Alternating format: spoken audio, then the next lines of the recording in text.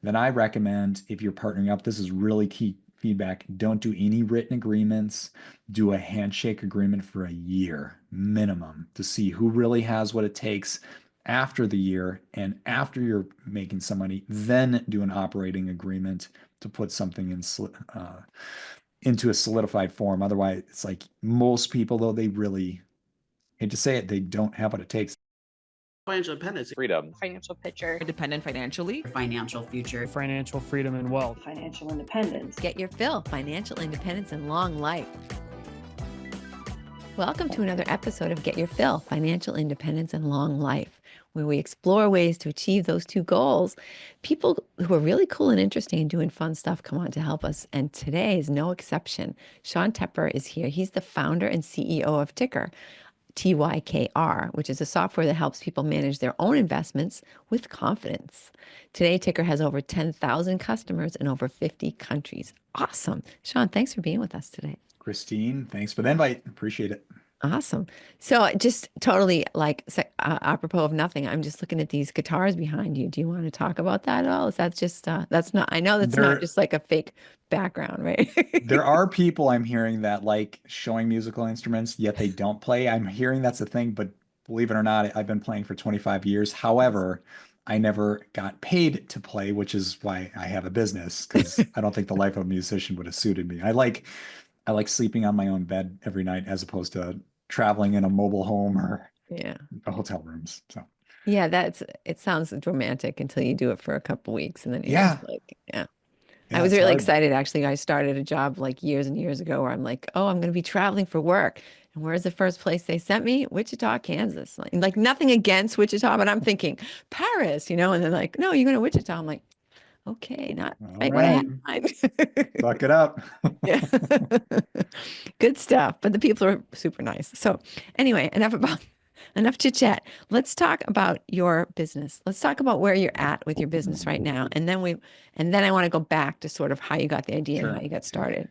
So as we're speaking, we actually just crossed 12,000 customers in about 50 countries. Awesome. We're growing. Yeah. And our model, so people know, is we're a stock screener and education platform. So what does that mean? Essentially, you can log in a ticker, you can look at stocks like Nvidia or Apple or Tesla, and you can know within seconds, is this actually a wise investment or something I should run away from? So we've got like over 50,000 stocks, we got ETFs, we got a bunch of other cool features, but a lot of people these days, I'll keep this really short, is a lot of people are joining brokers like Robinhood, like Fidelity, like E-Trade, and unfortunately, most don't know what to do next. Like, what do I buy? What do I sell? When do I buy? When do I sell? Well, we answer all those questions for people all around the globe. And get this, there are 300 million retail investors on just the top 25 brokers. So our goal is to help these people buy and sell stocks with confidence. And that is the key. I mean, I didn't understand this when I first started investing in stock, which is probably why I'm a real estate investor. But it's not like people think, oh, Apple stock, I'm going to go buy some Apple stock. But it's not just that Apple might be a good stock. There are also good and bad times to buy Apple, right? Like, for example, when everybody was selling at COVID time, that was a great time to like scoop up some great 100%. stock. I bought airline stock, all kinds of good stuff that ended up going nuts. Cruise ships, there are. It might be a stock that's really great, but it's not always, especially in the short term, it's not always a great time to buy it. And that's not always easy for people to navigate. Like not everybody can read an annual report in an efficient fashion, right? So how does your software help people figure that out? Yeah, so I'll short story in the backstory here, but I was trying to invest in the market between like 2010 and 2015. And I made some money, lost some money. It was kind of break even, but I paused in 2015 and took a step back. And I'm like, all right, if I want to actually make money here, I got to do it the right way, the Warren Buffett way. So I literally went down the rabbit hole of reading as many books as I could, went down the YouTube rabbit hole. And the reason was Warren Buffett has said, and this is unbelievable, but get this. He said if he were managing 10 million a year, he could make 50% in the market per year. And I'm like, whoa, that's quite a statement. So I set myself out on that journey. I'm like, all right, that means he's not gambling, right? He's probably not using feelings or emotions to pick stocks. He's probably starting with math. And I'm a big math guy, so I created an Excel sheet. And then between 2015 and 16, all the way through 19, I kind of iterated on it, but I used my money and actually invested in the market. My returns ranged between 15 and 50%. And I was like, all right, I might have something here. And I always wanted to create a software platform that has lower competition, high demand. So 2019 came around, I started sharing this Excel sheet with a few other people, just retail investors, and everybody was like, "Hey, you should turn this into a software." I'm like, "All right, I've got an idea that might have some legs under it." Cool. It took a year to build the first version and then went from there. But to answer your question, how do we simplify it? Well, I was thinking about when I was creating this Excel sheet is like, hey, what's the most universally understood rating system around the world? And I'm like, the traffic light. Everybody, it doesn't matter what language you speak or where you're located, you kind of get the okay, so it's green, yellow, red. Yeah. So I created that in Ticker. Stocks are either on sale, which is green, watch, which is gray, and then overpriced, which is red. And then there's other gamification points like a scoring system. The higher the score, the safer the investment. And then there's another item in there that it looks at the upside potential. It's a percentage. It's called the margin of safety. And then we have a 4M score, which is like it uses OpenAI to not only analyze the math part of the stock, but also looks at the business model. How does it make money? You're in real estate, you know your business inside and out, right? Yeah. Then you've got the moat, how does it compare to the competition? And then the last M is the management. So just to summarize, the four M's are the margin of safety, the meaning, the moat, and the management. It rolls them all up and within what it essentially takes hours of research and reduces it to seconds, which to me was one of the biggest wins in the tool so far. Yeah. Oh, that's fantastic. And that is, yeah, it's a lot if you have to sit there and analyze each individual thing that you're interested Yeah. in and how it compares to the competition, right? That's huge too. And you don't necessarily want to. What I found challenging is that trying to have something in different sectors so that you have a nice diversified Hmm. portfolio, but you can't be an expert in every sector. So it's challenging if you're trying to do all that research yourself. And I imagine that you Yeah. could certainly save a lot of money or save a lot of hours by using the software and that allow you to make much better decisions. That's cool. 100%. Yep. Yep. So now let's talk about your entrepreneurial journey. So what did you do before Sure. you decided that you had, that this had legs and was going to be running off somewhere? Yeah. So when I went to school actually originally for architecture, came out of high school, there were CAD classes, and I was like, okay, so I'm pretty good at the computer thing, and I'm gonna pursue architecture. I get to architecture school and find out it was actually UW Milwaukee. And find out that, hey, there are no computer classes. It's all model building and drawing, which I found out I was horrible at. And then a professor was giving a presentation to the whole, like everyone that was in the architecture school in this big auditorium and said, hey, only 10% of you, the top 10%, are actually going to find a job. And I'm looking around and I'm like, I'm in the bottom 10% for sure. Because I can't build models and I can't draw. Put me on a computer, sure, I'm good, but Yeah. I switched to fine arts, emphasis on film, hopefully going to the movie industry or TV industry. Did not pursue the East or West Coast, so stayed in the Midwest. Then the question is, how does a fine arts slash like video production, major find work? Well, fortunately, there are literally ad agencies and marketing firms in every major city. So I landed a job at a real estate marketing firm, and I've always been an entrepreneur. So I'm like, all right, I'm going to figure out their business. How do they make money? So, of course, video production, commercials was one. Also, website development and software. This was around 2006 and seven. I found out was one of the biggest revenue streams of their business. And I'm like, I need to figure out how to do that. So I taught myself how to code basic WordPress sites back then. And then after a year, I branched away and created my own agency and then built that from 2006 and 7 through 10. And then in 10, we did grow pretty quick. A larger agency came to acquire us, you could say. The thing was, it's a service business, so there wasn't a high profit margin.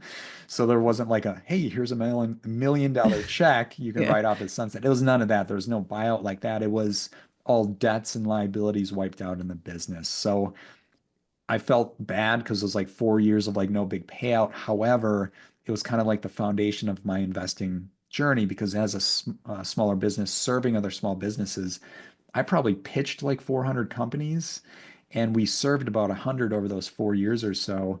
And every time I had to pitch, I put together a proposal. I had to understand how the business makes money and how we can help them make more money. So I knew like everything from like restaurants to hair salons to car dealerships to, automotive repair, whatever. And even a few SaaS businesses, subscription businesses. And I'm like, all right, I think I have knowledge here. What do I want to do next? And I knew at that point in 2010, I wanted to create a SaaS business, didn't have any great ideas. So that's when I went to do corporate consulting or contracting, project management. And a lot of companies that I worked for include GE, Kohler, Kohl's here in Milwaukee. Great experience. Did I ever want to do that for the rest of my life? The answer is no. I wanted to create a SaaS business. But yeah, it took a long time. I wanted to come up with an idea in 2010 and 11. It wasn't until 2019 or 20. So that's a 10-year span of like thinking about, and I tried a few micro ideas, kind of testing the market and didn't have product market fit. But yeah, it was a 10-year journey to find an idea that has potential. And here we are. Wow. Well, you've done it and you had your goal and you just kept chugging toward it. That's all we can do, right? Yeah. Yeah. Yeah. Excellent. So now it sounds like you're in an exciting phase because you're talking to some investors. Yeah, so to back up a second, a lot of like startup founders will come up with an idea and then go raise money right away. And that's kind of backwards thinking because you have a very low valuation. You're going to come in with investors that are probably going to take 15 to 30% of your business in some cases. Wow. What you really want to do is you want to keep your day job. So you want to bootstrap. So I kept my day job for at least 3 years. And that way de-risks the business. You can find product market fits. It's slower, it's not as glamorous, but you can talk to a lot of customers over time, find out what they're looking for, what they don't want, what other platforms they use, and why they like those platforms better than your own. But you want those conversations because then you Oh, can make yeah. a better tool. But now, 4.5 years later, we're nearing cash flow positive. So now's the point where I'm like, you know what? We can really accelerate Ticker. I don't have to give up as much equity.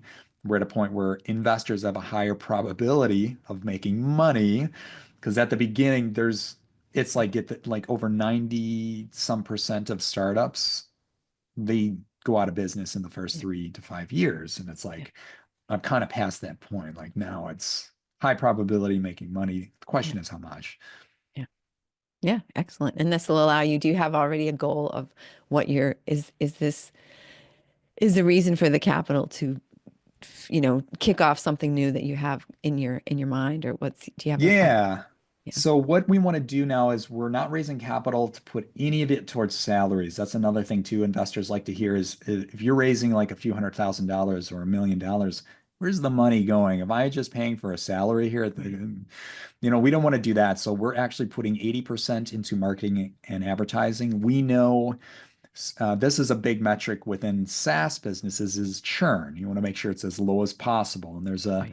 a really good book out there called T2D3. It stands for triple 2 years, triple 3 years. It's got probably about 50 case studies of SaaS businesses, but they talk about in the book, you want to get to about 5.75% or less. And you can look up other numbers online and kind of get close to that. But I'm like, that's a good benchmark. So 2 years ago, we were at 11% per month, way too high, not good. Yeah. We had to add more features, give people what they're looking for. Then it Mhm. reduced to about 6% a year ago, but now we're averaging about 3.8. And Great. yeah. So now it's like, okay, people are showing up to the party and they're staying, and that's what we want. Yeah. So that's why now is the time to, if we're going to raise capital, let's do it now because it's acceleration mode. Churn is low, cash flow positive is very close. We can take that money, put it right into engineering, speed things up there, and then of course marketing and advertising. And that's what investors want to hear. They want the whole like put in $1, get $2 back. Put in Yeah. $10, get $20 back. Definitely. Yeah. So what's your long-term goal for the business? So the long-term goal is this is what I want to do. However, we are focused on solving some of the problems brokers face these days, which happens to be they get a lot of people joining and they'll sit. They'll sit for 3 months, 6 months, 9 months, 12 months and not do anything. And one broker, I won't mention the name, but they call their customers tire kickers. Yeah, they just join and sit. And so the conversation I had was, what if I could show you proof that after people join Ticker, they actually have more confidence and they make more transactions? And this broker was like, well, if you could show us data, we're going to want to do an exclusive relationship. And I'm like, no, no, no, no. I have the high ground in the conversation. I knew this Yeah. by this point. I'm like, I'm going to use you as a case study and go right down the road to the next broker. And the guy, he starts laughing at me. He's like, oh, okay. So we're going to have to buy you out. I'm like, that's an option. So I see over the next 5 to 10 years, high probability of selling to a broker. Option two is because I've worked for a few public companies and I've always kind of thought about, hey, what if I take this public? I kind of know the governance, the rules, the regulations, everything you got to do. The quarterly reports is all very that's kind of what I have to do anyway when Yeah. looking at stocks. So taking ticker public and hopefully securing the ticker symbol TYKR makes And that'd be perfect kind of sense. fun, right? To have your company on your own platform. Like, hey, check it out. Right? That would be a lot of fun. So that's a possibility over the next 5 to 10 years as well. We'll see. Awesome, awesome. So that's a dream. A lot of startups, a lot of people who are starting their own business are like, that was fun. Now how can I get rid of it? Right? Like, not get rid of it, but right how when it matures, and then you can go off and do something else fun. Because, Yeah, that's if you enjoy the startup phase, you potentially don't so much love the maintenance phase. I mean, right. that's me. I love to start things. I love to get things going and go through all the scrappy times, and then Mhm. gets a little dull and I want to, unload and do something different. So Yeah, yeah. excellent. So what sort of advice would you give to people who are in the phase where they are, I mean, you already gave one great piece of advice, which was keep your day job for a few years and, Yeah, allow yourself to not be necessarily eating ramen noodles for the next however long. sure. But what's interesting is I actually heard somewhere, I accumulate these little tidbits of knowledge, but people who start their business on a shoestring are tend to be like statistically more successful, probably because they're not. Um, Yeah. I don't know. Why do you agree with that? And why do you think that might be? Yeah, it trains you to be really conservative and capital efficient because you're aware of every dollar. And I remember reading this at one point is like every dollar needs a job. So you're thinking like, okay, so if I invest this dollar in this, what kind of return can I expect? Whereas when you raise a bunch of capital, and I've talked to a lot, I've get this, or a few other businesses that are in the finance space they started when Ticker did, and they're now out of business and they raised a lot of money and it was thrown at salaries to kind of get comfortable and we don't know what's going to work so we're going to throw darts at the wall and just see what sticks and it's like you got to be a lot smarter and a lot more careful. So that's why I do prefer the bootstrapping route. You also get more control of like where you steer the business and I'm a big fan of listening to the customer. And I've worked with, and we could talk about this other day, but I've worked with people that they don't want to listen to the customer. It's actually, believe it or not, it's a more common issue out there than you think. Is a lot of startup founders, they want to do what they want to do, and you have to pause and be like, are you buying from you or are your customers buying from you? And you soon find out that the things you love most aren't going to make money, Yeah, right? And you have to right. be able to let that go. And that's fortunately easy for me, but I've worked for people that are like, I want to do this, I want to do this. And like, you gotta talk to customers. Yeah. Um, so it forces you to do that better. And what I found is some people are like, how do you bootstrap if you got a full-time job? Well, ideally, if you work in the tech industry, you can secure a work at home job. You can create a little flexibility there. You get more time at lunches.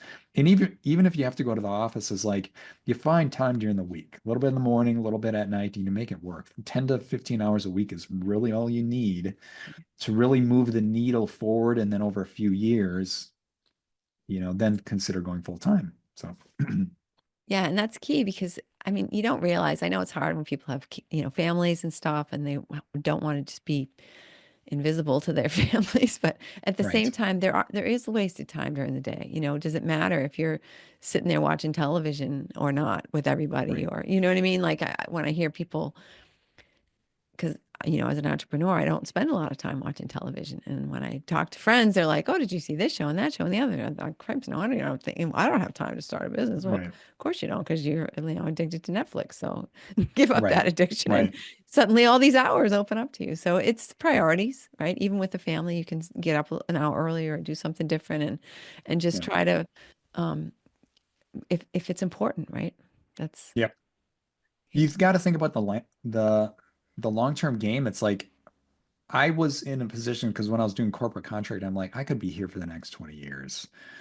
And I just did not see that trajectory for me. I'm like, if I'm gonna make a move, I gotta do it now. It's like a do or die, make the move and put one foot in front of the other every day. This is gonna take some time, but like I found you can really increase your probability of success. Again, going back to the customer. If you listen to the customer, and I remember mentors saying this, it's almost impossible to fail. Now, there's not a 100% guarantee you will succeed, but if you're listening to the customer and turning their feedback into products and services that solve their problems, you keep rinsing, repeating over time, it does pay off. It takes time. It's fortitude at its best. But you got to envision what life do you want on the other side of this. And that's what I kept thinking about. And we're still, I mean, there's still work that has to be done here at Ticker, but it's like the light is like right there. It's within arm's reach. Excellent. Yeah. And it's wonderful. It's so great to hear a success story because you're really right on that cusp, right? Talk to a lot of people. Yeah. And I've been in business for 25 years. And I'm like, okay, that's great. But it's more exciting for me to hear how, this whole journey Sure. that you've been on, and all the success that you're having and stuff. And so I guess we're sort of, if I look at my little watch here, we're kind of bumping up against our sort of time. So Mhm. I would like you to really like focus on what you think, like any question that you wish I would have asked you that we sort of haven't touched on, or anything that you want to make sure that people walk away with. I think, one is people want to avoid mistakes. So what is a mistake I made and could have avoided? And one is bringing on people and giving up equity too early. I did that with this business. I really needed help in certain areas, and I gave up too much equity. And most people, they don't have what it takes to build a startup. It is very tough, especially, I mean, building any business is tough, but a tech business is extraordinarily difficult. Building software, getting feedback from customers, and getting something off the ground, it's crazy hard. But yeah, most people can't do it. So then when people want to leave, you got to deal with that situation, their exit. What do you do with equity? It's messy. So I tell people, like, if you're partnering with someone, you should know them for at least 3 to 5 years. Like you should have worked with them before, so you know what you're getting into.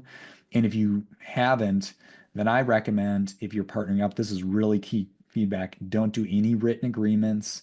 Do a handshake agreement for a year minimum to see who really has what it takes after the year, and after you're making some money, then do an operating agreement to put something into a solidified form. Otherwise, it's like most people, though, they really hate to say it, they don't have what it takes. This is hard. You're a business owner. It is really hard building a business. Yeah, it has to be your child, right? You have to Yeah. feel like, like you'll get up with it at 3 in the morning if it doesn't feel good, right? I mean, it doesn't Yeah. matter what it's Yeah. going to take. You just have to make it a priority. And not everybody's ready to do that, especially if they're not the one who gave birth to it, they might not have that same level of attachment. Right. So yeah, that's excellent advice. Thank you very much. Hmm. And thank you, listeners, for listening. I wonder if you know somebody who's thought about starting a business that might love to hear what Sean has had to say, or somebody who wants to invest in stocks and not lose their shirt. So, actually, before we leave, Sean, tell us a little bit more about how people can hop on the platform, and any advice that you have for them about that. Yeah. So if anybody's out there interested, you can join Ticker for free. It's a 14-day free trial. and you can use all the features to really understand, like, of course, the usual suspects people are looking at today are like Nvidia and Palantir and Tesla.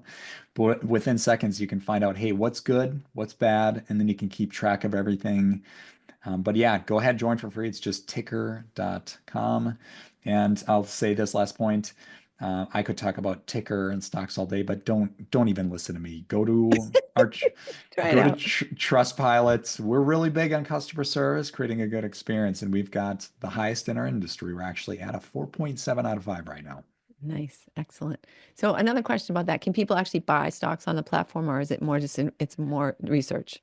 It's a research tool. You still need a broker. Like I use Schwab. A lot of customers here in the States use Schwab, Fidelity, E-Trade, Robinhood are the usual suspects. But we are coming soon here in March, April, broker connections. So when you make trades in your broker, those trades automatically update in your ticker portfolio tracker. So super excited about that. So many customers asking for that. So finally, Christmas comes early. Awesome. Excellent. Sean, thank you so much for being with us. I love hearing your journey and where you're at and that you're having so much success. Congratulations. Yes. Thanks for the invite, Christine. Thank you. All right. And thank you, listener, for listening. Forward this episode to 5 of your friends. Like I said, people who either want to invest in stocks, want to start a business, pretty much anyone who's alive and breathing, who is interested in life, I think would really benefit from listening to what Sean has to say. And your friends will thank you, and I will thank you, and Sean will thank you. And have a great week.